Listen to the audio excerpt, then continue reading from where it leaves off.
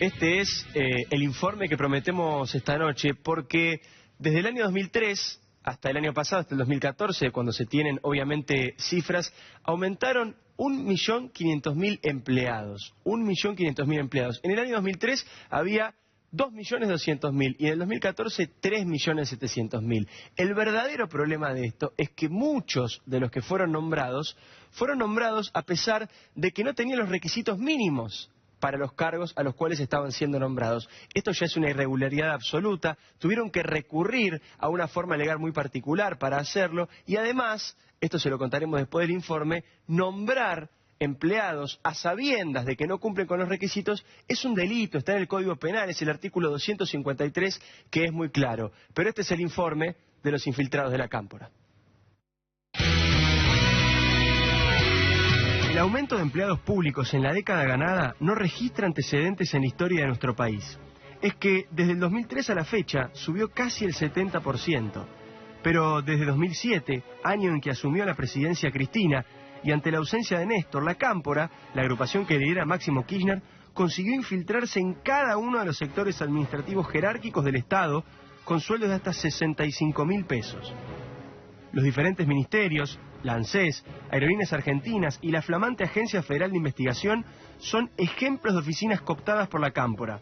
Por lo general, son jóvenes sin títulos universitarios ni antecedentes laborales que no cumplen con los requisitos mínimos exigidos por la ley y el convenio marco del empleado público, y que aterrizan en cargos gerenciales, pasando por encima de aquellos empleados que llevan años haciendo carrera. Por eso, la excepción ya se transformó en regla. Muchos de los decretos presidenciales que designan a los miembros de la Cámpora como empleados públicos aclaran que se realiza con autorización excepcional por no reunir los requisitos mínimos establecidos en el artículo 14 del convenio, sin atender a que eso está tipificado como delito en los artículos 248 y 253 del Código Penal. Los jóvenes, y ya no tan jóvenes de la Cámpora, lograron conseguir la confianza de Cristina y rodearla. Hasta lo más alto llegaron Axel Kicillof, Guado de Pedro y Mariano Recalde, entre otros. Así, en pocos años, los infiltrados de la Cámpora lograron copar todas las oficinas del Estado.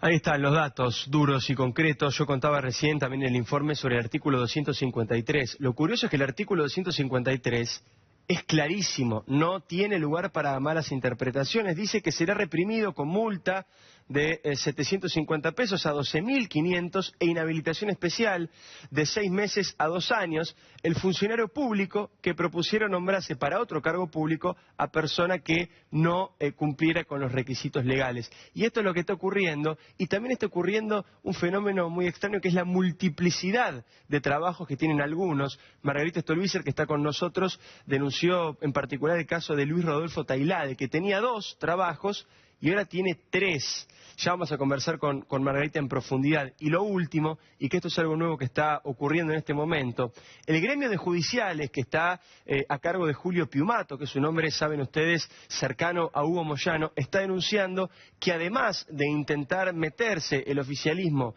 en lo que tiene que ver con la relación con jueces y fiscales y nombrar jueces y fiscales amigos, también está intentando, dice en su denuncia Julio Piumato, vaciar justamente el gremio judicial y crear un gremio propio que ya se ha creado, que se llama Citraju, y denuncia justamente Piumato que hay un vaciamiento de su gremio para intentar también cooptar desde el punto de vista sindical a la justicia. Pero insisto con esto, para hablar de los infiltrados de la Cámpora está con nosotros Margarita Stolbizer. Margarita, buenas noches y gracias por venir. Gracias por la invitación. Acá veo varios problemas, pero quería saber, según su criterio, cuáles son los más importantes. Digo, primero, crear puestos especiales para tener militantes financiados. Segundo, generar como topos para traerle problema al futuro gobierno.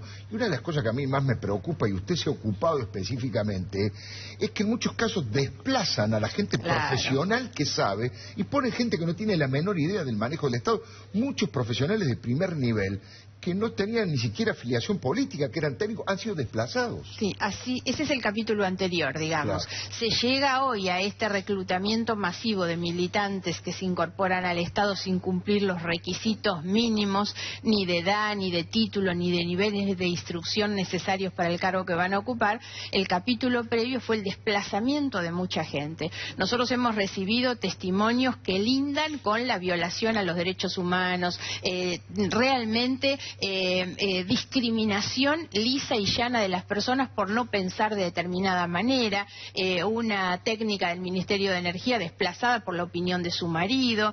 La verdad, situación es terrible. A mí me llamó mucho la atención la cantidad de mujeres, me animaría a decir que el 80-90% de los desplazados en esas condiciones, mujeres, lo que habla además de un aprovechamiento de una situación de vulnerabilidad, mujeres que con 40 años quedan solas a cargo de su hogar sin posibilidad de recomponer su situación laboral. Entonces, esto que es gravísimo desde el punto de vista humano, también hay que leerlo con relación a lo que ha pasado con el Estado, porque atrás de eso hay un vaciamiento de las capacidades estatales. Esto es muy grave, esto demuestra el desprecio hacia la tarea técnica y profesional, porque la gente que quedó afuera, que quedan afuera por sus opiniones o porque no aceptan ser cómplices. Claro. Yo empiezo a advertir... de corrupción, dicen. Claro, no yo empiezo a advertir este tema con el caso de la Inspección General de Justicia, donde es un escándalo, donde Tailade, de quien se hablaba recién, es uno de los interventores en su momento de la IGJ. Ahí empezamos a ver que una funcionaria, una profesional, que no aceptaba la negación a dar curso a los pedidos de acceso a la información pública en los expedientes vinculados con Vudú, con Chicone, de Olfán, Van den Broele, empieza a ser perseguida, porque hay tareas de acoso, de acorralamiento. Al profesional lo mandan a servir el café o a comprar el papel higiénico, y de ahí a su casa, carpetas médicas, un acoso y una violencia laboral brutal. Y ahora viene entonces el segundo capítulo, que es este reclutamiento masivo.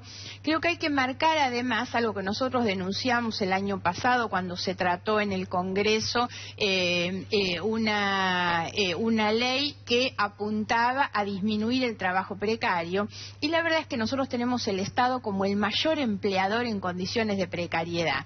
Lo grave es que la precarización de los trabajadores estatales se utiliza como presión sobre esos trabajadores. Entonces, sos precario, pues lo que ocurre en muchos de estos casos es la no renovación de sus contratos. Entonces, o venís al acto o no tenés renovación, sos funcionario y aceptás, exactamente.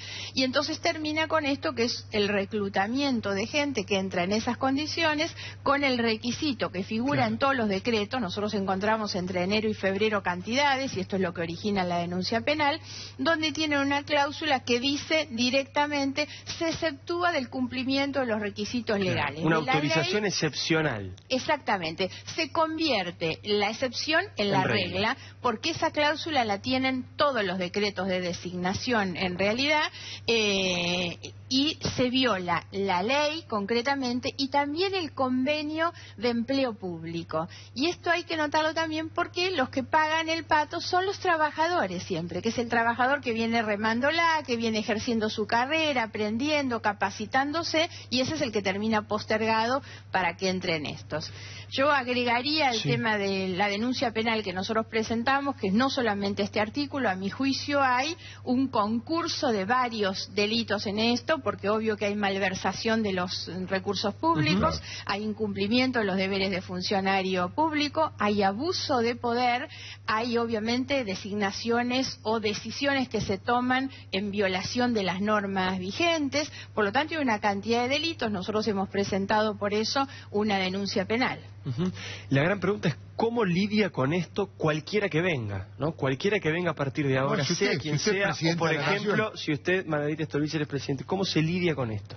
Solamente removiéndolo. Esto que se está haciendo es dejar un campo minado para el que viene, y esto tiene intencionalidad política. Porque esto es lo que hay atrás. No es solamente buscar una trinchera para que tengan un trabajo y un sueldo a fin de mes la cantidad de gente que entra. Esto es dejarle un campo minado al que viene. Por lo tanto, nosotros hemos hecho esta denuncia para no convalidar lo que se está haciendo, porque lo que se hace obstaculiza cualquier buena intención de cualquier gobernante. Yo siento que uno de los compromisos o de acuerdos básicos que la política debería hacer de aquí hacia adelante es obviamente una reforma del Estado que nos devuelva el sentido de la carrera, sobre todo dentro del Estado, del mérito, de la profesionalización de la tarea, pero esto hay que sacárselo encima. Estos son obstáculos al ejercicio de la buena gestión y por lo tanto deben ser removidos.